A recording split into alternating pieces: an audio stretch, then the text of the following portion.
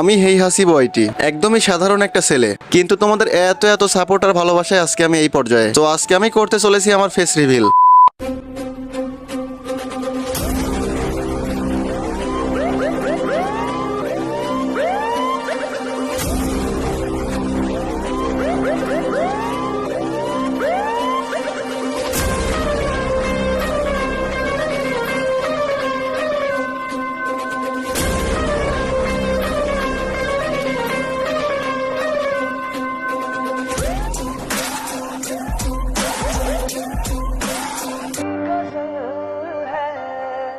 तस्वुर तुम्हारा तुम्हारे बिना।